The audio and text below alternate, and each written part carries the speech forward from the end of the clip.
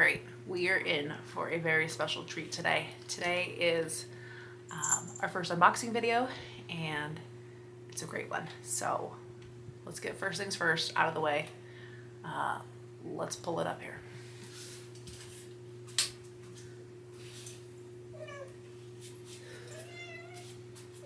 Alright, so had to make sure you got your Trixie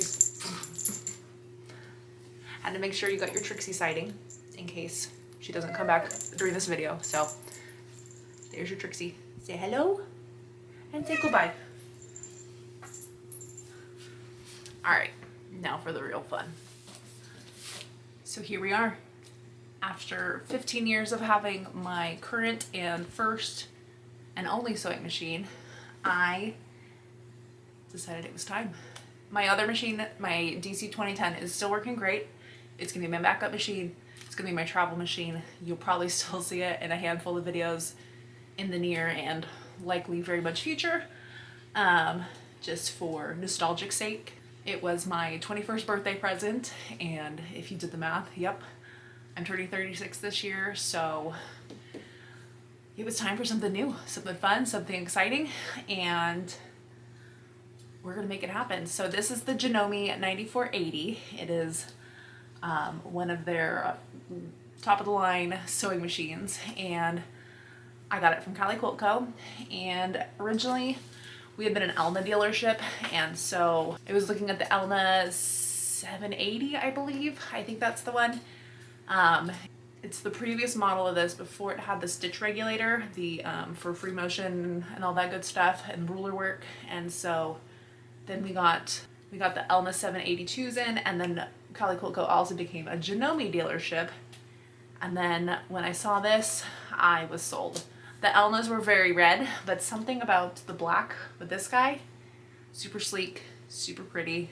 And will I miss my teal? Yes, but we're gonna unbox this. And let me tell you, I have not sewn on this machine ever. Like I've said, I've sewn on the Elna, but this, I don't know. I just felt like I needed to take the plunge, and if I didn't do it, I wouldn't do it, just like with my long arm. So we're gonna open it up, see what's inside, and then I'm gonna have an event that I'm going to at Cali Quilt Co. that is gonna go over, it's for the M17, so the big embroidery and sewing machine combo machine. So they're having an event this weekend, but this has a lot of the same features as the sewing component. So Saturday is the sewing day, embroidery is on Sunday. I'm gonna go attend the sewing day so I can learn a lot more about this machine than I probably would just putzing around by myself and going, oh, well, this is a zipper foot, I can put a zipper in. So I'm very excited for that. So we're gonna unbox this beauty and see what happens.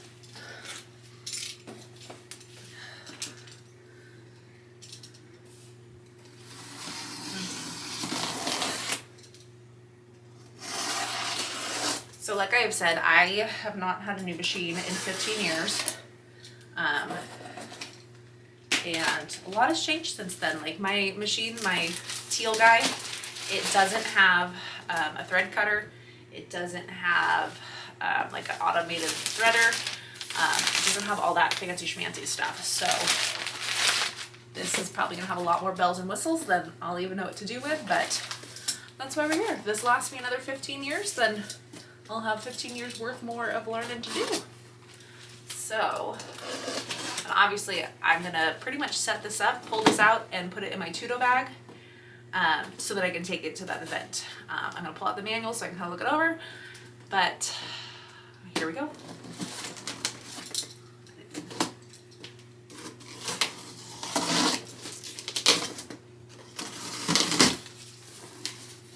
Okay. Right off the top, I feel like I should have let Trixie stay in here so she could climb all over and entertain us. But I did set her free. I told her I needed her for one thing and one thing only. So here is our manual. This is going to come in very handy. With my previous machine, I did not take a new owner's class. I figured that I had used my mom's machine, which was the same thing, enough in advance, I had used my mom's machine pretty much enough to kind of get a handle of it. would it have been nice so I could learn how to use different buttons and features and stuff? Yes. So that's extra why I made sure to get this so I could take it to the class and learn and have a better start. Also, I think it was one of those, like, you kind of got the luck of the draw if there was a beginning machine class or learn my machine. So this looks like it's part of the extension table, which will be nice. I don't know if it's gonna fit in this, my sewing table that I have. So that'll be the next adventure, is figuring out if I can fit it in that table, like if it fits in there, or if I need to upgrade that, which I might be talking to Santa a little bit about. So this bag is all full of feet. And then we've got power cord. And these, I do know, these are the legs to the extension table. So my previous machine did not have an extension table. So worst case, even if I'm sewing on the dining room table, I'll have that. I've got 2 plates here. So one of these is probably the HP foot. And then, yep, so this is the HP plate, high performance. This one is the straight stitch plate. Last machine did not have a straight stitch plate, so I've been hoping for the best. I mean, it's going good. I've got a knee lift on this one. So that's gonna come in handy for, at least I do know I'm gonna learn something called a mirage stitch. So we're gonna see what that's all about. I've got a big honkin' presser foot, or foot pedal. I always call them the wrong thing. So this one does not have a retractable cord. My current one does, but this one has it all, so it rolls up nice here in the back. I really like these size of feet. You can also get these with the thread cutter. I don't think I want that every time I would use one with the thread cutter pedal. So it's like this, and then it has a smaller pedal here. I would accidentally hit the thread cutter pedal instead of the actual pedal when I was going to start a stitch. So maybe after I get used to having a thread cutter in the machine, that's something I'll look into, but otherwise, I feel like I could drive this with both feet. So there is that. I don't know where my garbage can is right now. Now the, let's see, extension table. So look at that nice big, like compared to this box, that's how big that is. Really good size. How big is it? So it goes 17 inches to the end of the throat here. So that's where my numbers are. My ruler is. So it's probably about 20 inches altogether. Set that down there. Okay. We've got a Janome dust cover. I still have my machine cover that I bought in Phoenix 2 years ago at QuiltCon that I haven't put together, so at least this will be there in the meantime. All right. Okay, oh, another thing down here.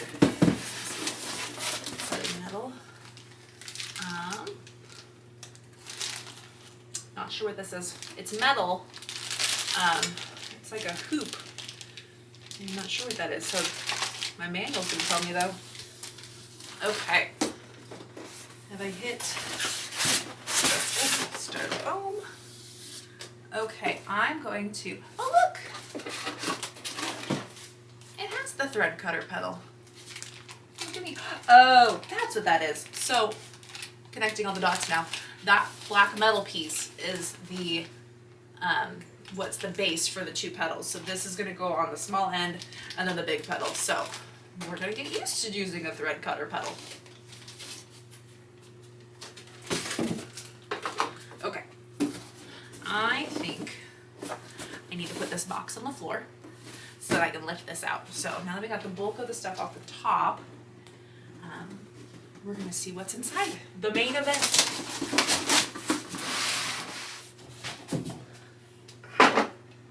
Dun, da, da, da. Okay, so make sure there's nothing underneath the styrofoam.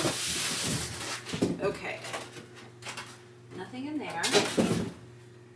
We've been getting HelloFresh, and so it's like checking under everything for the ice packs and stuff. So here is the beauty that is the Janome 9480, and yeah, It's so pretty. All right, what do we got here? Okay, so luckily this bag of feet has this box to go in, and I am going to have to sort through and do that. So here is what we're looking at right now. All sorts of prettiness. This little drawer here. Oh, my HP foot. So these, the AccuFlex foot is one of the things I'm super excited about. Like your traditional walking foot, you'll just, you put over the needle bar and they all kind of work together. These have a separate motor in the back where it clicks in and then this clicks in and it all works together like a bajillion times more impressive than your regular walking foot. So I've got some quilting things to do for some Christmas gifts and some things I want to make to take on our honeymoon and have for QuiltCon next year, some different bags and some different pouches. So this is gonna make quilting those with the walking foot so much easier because they're small, so it's kind of ridiculous to load it on my long arm. Not that I haven't done that before, but this is fantastic. And the other thing I like, I guess this will end up going in that box over there. There are a couple machines that are very similar to this. They are the M8, I believe, or the M7. They are the like more mechanical looking version of this. They don't have the free arm. This one does have the free arm, which is something that's important to me. And button holder. And because of that, is what I liked about this feature, because if I'm making pajama pants or in the future, if I ever get into making clothes for my kids like my mom does for us or did for us, I mean, she doesn't still make me clothes, she makes my niece clothes, but having that free arm is going to be so helpful with sleeves, especially if they're small sleeves. So I wish I had more to say, but at least you joined me on my journey to unbox. And now I'm going to load this in my Tudo. I'm going to sort my feet all into this box and then